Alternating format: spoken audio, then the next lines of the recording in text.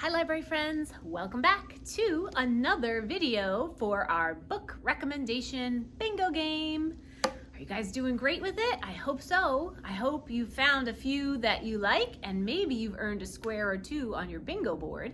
So this week is week 4. So we are going to be showing you some picture books, some easy readers, and some chapter books that will satisfy the square if you choose to do it.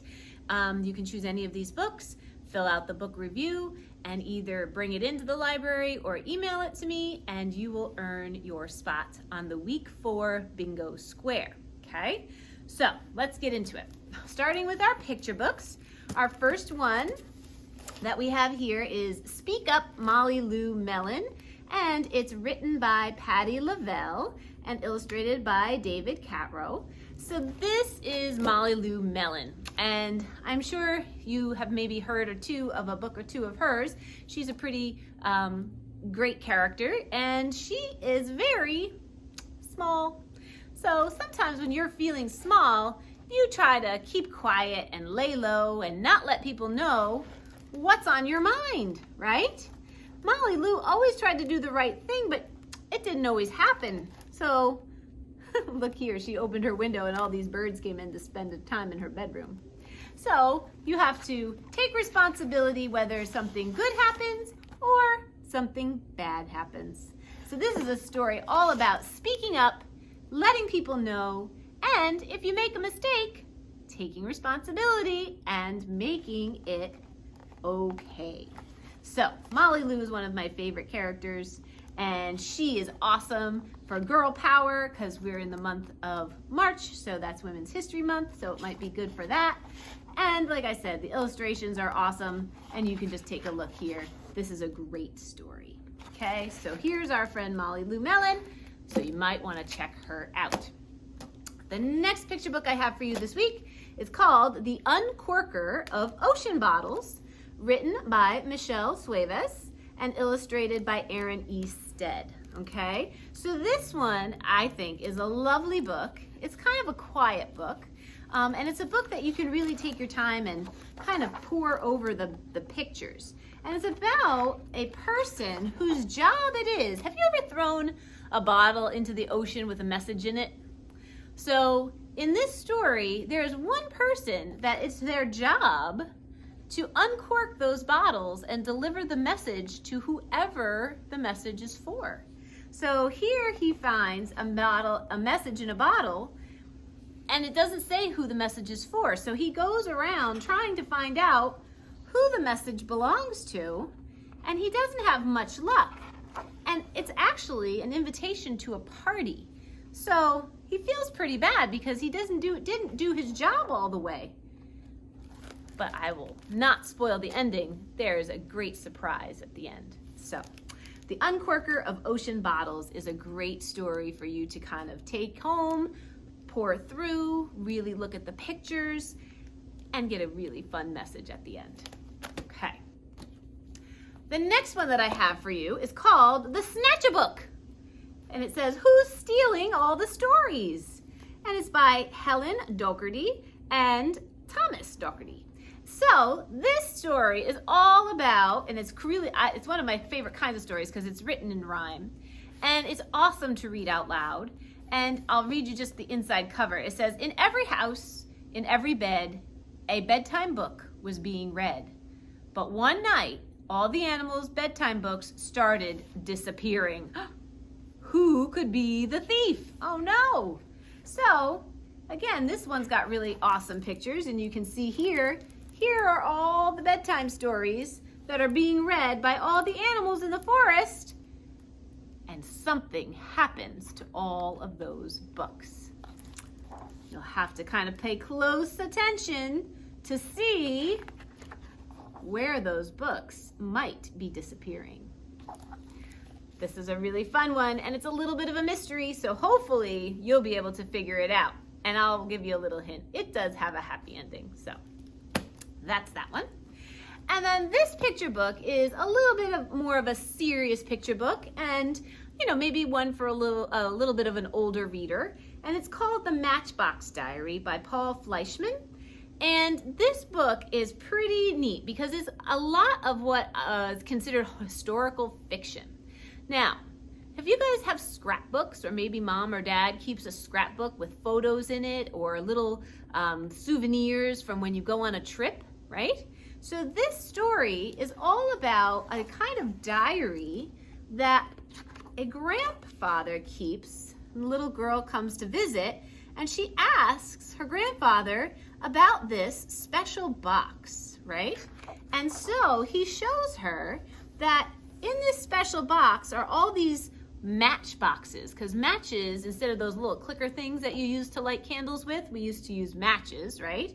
And they used to come in these very decorative boxes, and he uses those boxes to keep reminders of things that happened to him when he was growing up and all through his life. And so in the first box, there's an olive pit, and it reminds him of his home back in Italy, where there was a lot of olive trees. So all through the story, you get to see the grandfather's life through these little mementos, and he tells his granddaughter all about it. So again, probably a little bit for an older reader, but a really wonderful and fascinating story about keeping a diary and about history and about asking your grandparents some really important questions, because I bet you they have some very interesting stories. So I hope that one's a good one for you. Alrighty, let's move on to our easy readers. So the first one that I have for you is called Gulp Gobble. And it's a pretty simple book, but it's all about these animals having a picnic. And if you can see, they're eating all of their favorite foods. So you can go through here and find out all of the favorite foods of all of these really fun and silly animals. So that is Gulp Gobble. Okay, it's written by Marilyn Singer and illustrated by Catherine Durst. So that's our first one. The next one is called Dance Dance Underpants, and it's in this Ballet Cat series. So you might get a kind of a look. It's written by Bob Shea. It's a little bit like Elephant and Piggy, right? And it's kind of got these fun characters. There's Ballet Cat, and there's Butter Bear here, and they love ballet. But Butter Bear has a problem, and he's a little worried. And so Ballet Cat has to help him solve his problem. And she gives him some very, very good advice, even though he stalls before they practice. Okay? So this one, there's also some other Ballet Cat books in this series. So if you can't find this one, you can choose one of the other ones, and that will count toward your week 4 square. Okay. The next one I have is called Luke on the Loose. And this is a tune book. It's a type of book that we have in our Easy Readers collection. So there's other ones like that. Benny and Penny is another great one. I might show that to you a little bit later on. This one's written by Harry Bliss, and it's all about a little boy who's walking in the park with his father in New York City, and he's pretty bored because the dads are having dad talk, and he decides he's going to go chase some pigeons. And you can see it's written in almost a graphic novel style, and Luke is on the loose. So he has this amazing adventure. His parents are worried. They're all trying to find him, and he's just trying to catch a pigeon. So you can take a look at that one. That one's a great one, and it's a lot of great fun. And speaking of adventures, we have another really great character, Slinky Malinky, one of my favorites by Lindley Dodd. And it's an oldie but a goodie. And our little friend Slinky over here, Slinky Malinky, is a black cat who goes on typical black cat nighttime adventures. He loves to go looking for things, and he is a collector of things. So on his adventures, he goes around collecting. Look at all these things. He's collecting sausages and a slipper and a balloon, and he brings them all home, one thing after another, and it doesn't end well. He gets himself in a little bit of a trouble, as most kitty cats do, right? So you'll have to get introduced to our friend Slinky Malinky. That's another good one for your week 4 square. Okay, moving on to our chapter books this week. We have, I brought two. There's a lot. Jake Maddox writes these sports series chapter books, and they are covering all kinds of sports. Any sport you could possibly want to learn more about, or that you play or participate in, it probably have a book here for you. So this one is Running Scared, and this one's the Soccer Shakeup. So I just, like I said, grabbed two off the shelf, but these are really great. If you like sports and are a fan of sports, these are really great chapter books to get started on. They're not too long, obviously, and they have, some pictures still kind of in with the text, not too many, but you can see there's some pictures there. So these are some really good accessible chapter books, and especially if you love sports, there's probably a sport for you. So like I said, I brought track and soccer one, but if you have a different sport that you like, I'm sure you'd be able to find one in the series. We can show you where it is. But if you look up the author, Jake Maddox, you will be able to see all of the ones that we have here for you to choose from. Okay, so that will satisfy your week 4 square. Another one that we have is called Fortune Falls by Jenny Goebel. And this one is good because when I'm recording this next week, it'll probably be after St. Patrick's Day when we see this video, but next week is St. Patrick's Day for when I'm recording this. So this is a town that is all about superstitions. So you see that 4-leaf clover there.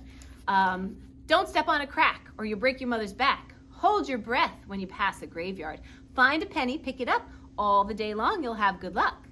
Welcome to Fortune Falls, a magical town where superstitions are real. 4-leaf clovers really do bring good fortune, and a rabbit's foot is the secret to success. However, there aren't enough charms in the universe to help Sadie Blinker.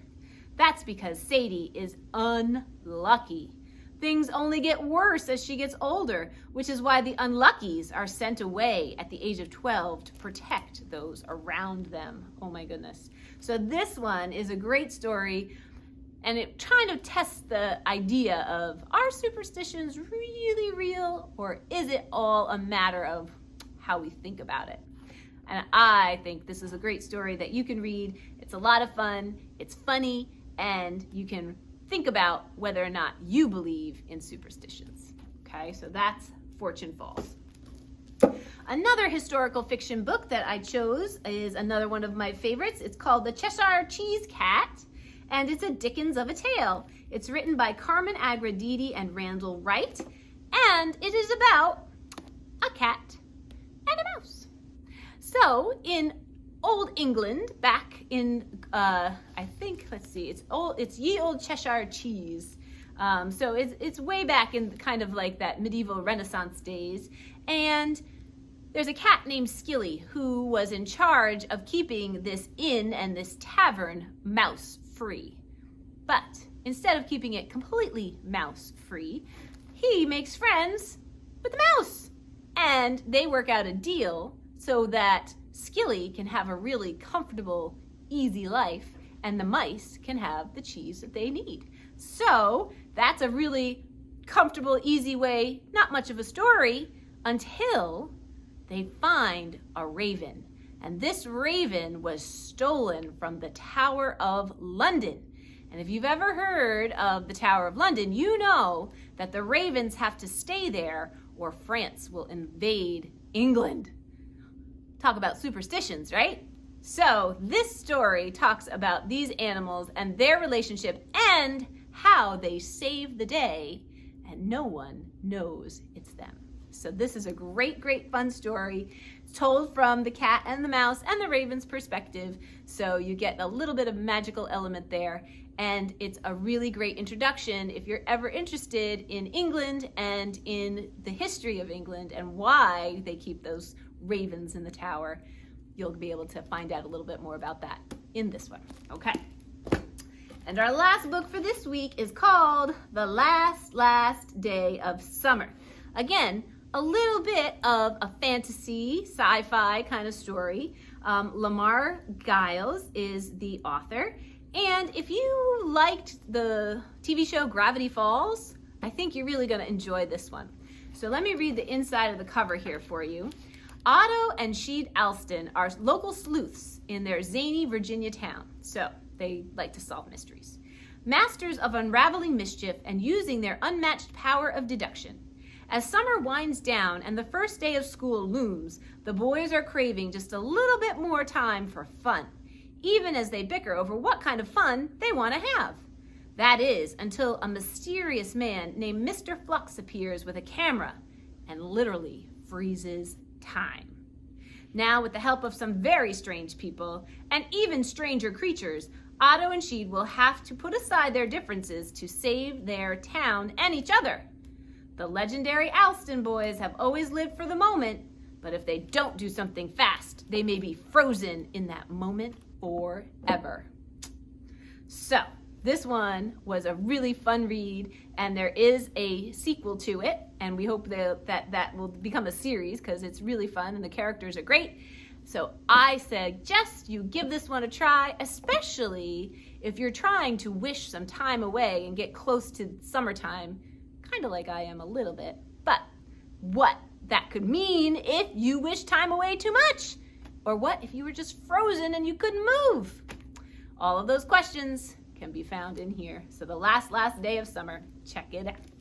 All right, those are our recommendations for this week. If you found any of these interesting, we'll have them here in the library. You can borrow them, place them on hold. Some of them will be available on Hoopla, and then you can get your credit for your week 4 square.